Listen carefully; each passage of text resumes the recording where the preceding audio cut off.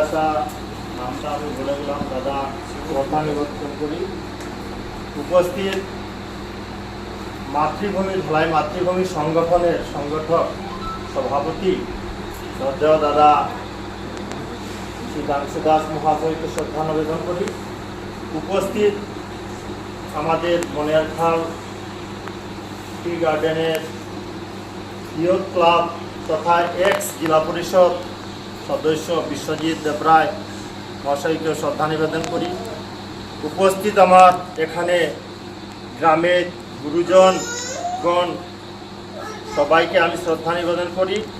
আমার বন্ধুবর্গ, ভাই, ছোট ভাই সবাইকে স্থান ভেদে এবং মা বোনরা আছে সবাইকে স্থান ভেদে আমি শ্রদ্ধা নমস্কার ভালোবাসা জানিয়ে আজকের এই সভার উদ্দেশ্য আমি উপস্থাপন করব। সেই উপস্থাপন করার পূর্বে আমি সবার কাছে অনুরোধ রাখব যে আজকে যে উদ্দেশ্যে আমরা এই সভাটি আমন্ত্রণ করেছি, আপনারা যথা সময় দিয়েছেন, মূল্যবান সময়, যাতে এই সভাটি সুন্দর এবং সুষ্ঠুভাবে পরিচালনা করার জন্য সবার কাছে আমার আমন্ত্রণ জানাই এবং শ্রদ্ধা নিবেদন করি। এই সভা আমন্ত্রণের জন্য যদি কোনো আমার ভুল ত্রুটি হয়ে থাকে নিজ গুণে ক্ষমা করবেন এবং সভাটি যাতে সুন্দরভাবে পরিচালনা করেন আপনারা, সেই জন্য আমি সবার কাছে দণ্ডবত প্রণাম আমি নিবেদন করছি।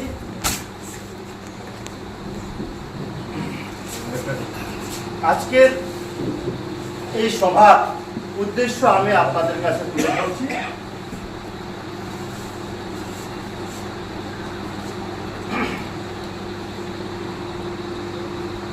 এক নম্বর হচ্ছে আশ্রমের আয় ব্যয় ও জমি সংক্রান্ত বিষয়ের আলোচনা ও সিদ্ধান্ত গ্রহণ।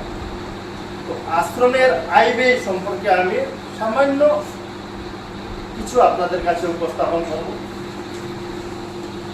আমাদের এই আশ্রমের আয় উন্নতি যেটা হয়, কেবল আশ্রমের পেডিল্যান্ড জায়গা আছে, সেই জায়গা থেকে আমাদের ফসল যেটা হয় সেই ফসল দ্বারা বিক্রি করে আমাদের এই আশ্রম সেবা পূজা হয় এবং বৈষ্ণব যিনি আছেন ওনারও ভরণ পোষণ সব কিছু এই পেডিল্যান্ডের ফসল থেকে হয়। আমাদের গ্রামের বা কমিটির যারা আছে, গ্রামের কোনো ধরনের কোনো ডোনেশন আসে না এই আশ্রম পরিচালনা করার জন্য। তো আমরা এই আশ্রম পরিচালনা করতে আমাদের কৃষিক্ষেত্রের জমি, এই জমি দীর্ঘদিন থেকে চুক্তিভাগী হিসাবে আগে 5 মণ করে বিঘা প্রতি আমরা পেয়ে আসতাম। লকডাউনের পরে লকডাউন যখন লাগে তখন ক্ষেত কৃষি কেউ করতে চায় না। আর আমাদের এই ক্ষেত কৃষিগুলি আমাদের হিন্দুর মধ্যে কেউ করে না, সম্পূর্ণ মুসলিম এরাই করে। তো মুসলিমেরা করে যখন লকডাউন যখন হয় তখন তারা কেউ কৃষিক্ষেত করতে চাইল না, বলে আমরা বিঘা প্রতি 1 মণ দেব, 1.5 মণ দেব, এইভাবে তারা শুরু করলো। তারপরে ক্ষেত কৃষি কেউ করে না, ক্ষেত পতিত থাকলো। আর 2009 থেকে আমরা আমাদের আশ্রমের এই ফসল থেকে মন্দির পরিচালনা করে যে অর্থ আমরা ব্যাংকে জমা করেছিলাম, সেই অর্থ দ্বারা আমরা কমিটি রেজলিউশন নিয়ে আমরা আমাদের এই মন্দিরের চূড়াতে টাইলস লাগিয়েছি। সেই অর্থ দিয়ে টাইলস লাগানোর পরে টাইলস লাগাতে লাগাতে আমাদের পয়সা সংকলন হয়। তখন আমরা মলয় কুমার দেব, ওনাকে আমরা বলেছি আপনি কিছু সাহায্য করেন। ওনার দ্বারা সম্পূর্ণ কমপ্লিট করা হয়েছে। উনি কত টাকা লাগিয়েছেন এটা তিনি জানেন। তারপর আমরা এই টাইলস লাগানোর পরে ক্রমান্বয়ে আমাদের ক্ষেতের ফসল কমে আসলো। যে জায়গায় 5 মণ পেতাম সেই জায়গায় আসলো 3 মণ। 3 মণ ভাবে যদি না দিই তাহলে পতিত থাকছে, জমি একবার পতিত থাকলো, কেউ করলো না। তারপরে 3 মণে দিলাম। এইভাবে যেটা আয় ইনকাম আছে মন্দির চালিয়ে যায়। গত লকডাউনে পরে মন্দির চালানোর পরে এই টাইলস লাগানোর পরে আমাদের ব্যাংক ব্যালেন্স ছিল শুধু 22,338 টাকা। 22,338 টাকার পরে আমাদের জমিন প্রতি থেকে যায়, আর ক্ষেত কৃষি করে না কেউ। পুরাতন কিছু ধানের টাকা আমরা পেতাম লোকজনের কাছে, অনেকে 2,000 1,000 করে টাকা ব্যালেন্স ছিল, সেগুলো দেয় নাই, অনেক টাকা করেছি দেয় নাই। এভাবে আস্তে আস্তে 2020-এ আমরা অল্প পরিমাণে চুক্তিতে দিলাম 3.5 মণ করে বিঘায় দিয়ে আমরা ক্ষেত কৃষি করালাম। সেই থেকে 22,238 টাকা ছিল। তারপরে ধান যেটা পেলাম, পাওয়ার পরে ধান বিক্রি করে আশ্রম পরিচালনা করে 10,500 টাকা ব্যাংকে জমা করেছিলাম। তারপরে সেই থেকে আমরা ব্যাংকের ইন্টারেস্ট পেয়েছিলাম 2162 টাকা।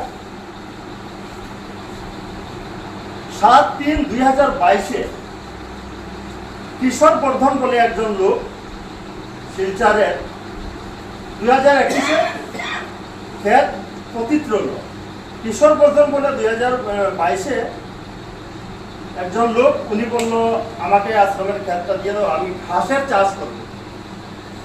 ঘাসের চাষ করব বলে ওনার সঙ্গে কথাবার্তা করে ওনাকে জমিটা দিলাম। দেওয়ার পরে যখন যেদিন দেয় ওনাকে সমঝাই, সেদিন উনি 20,000 টাকা দিয়েছিল। ওনার সঙ্গে ছিল 50,000-এর ইয়ারলি কথা। উনি 20,000 টাকা এখানে একটা চেক দিয়ে ভর্তি দিয়ে আর জমা দিল। তো আমরা সেই 20,000 টাকা ব্যাংকে দিয়ে আমরা পেলাম।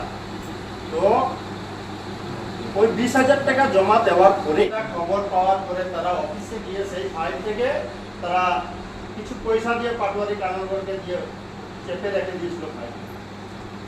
13-তে অ্যাপ্লাই করার পরে কয়েকদিন পরে পরে আমি আমার ব্যবসা বাণিজ্য শিলচর শোনাই যায়, সেটাকে পার্সু করি যে কি কোনো খবর পাই না।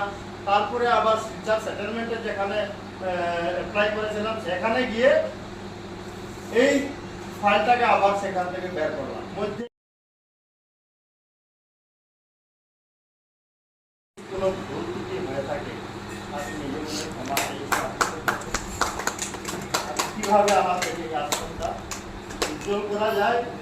আমি অনুরোধ রাখবো স্বামীজির কাছে, উনি নর্থ ইস্টের দায়িত্বপ্রাপ্ত স্বামীজি, অনেক মন্দির, হিন্দু মিলন মন্দির, কিভাবে এই জায়গাটাকে পরিণত করা যায়, সবার সহযোগিতায় যদি এখানে হিন্দু মিলন মন্দির আমরা স্থাপন করতে পারি, তাহলে ভবিষ্যতে আমাদের এই জায়গা চিরস্থায়ী অক্ষয়ভাবে থাকে।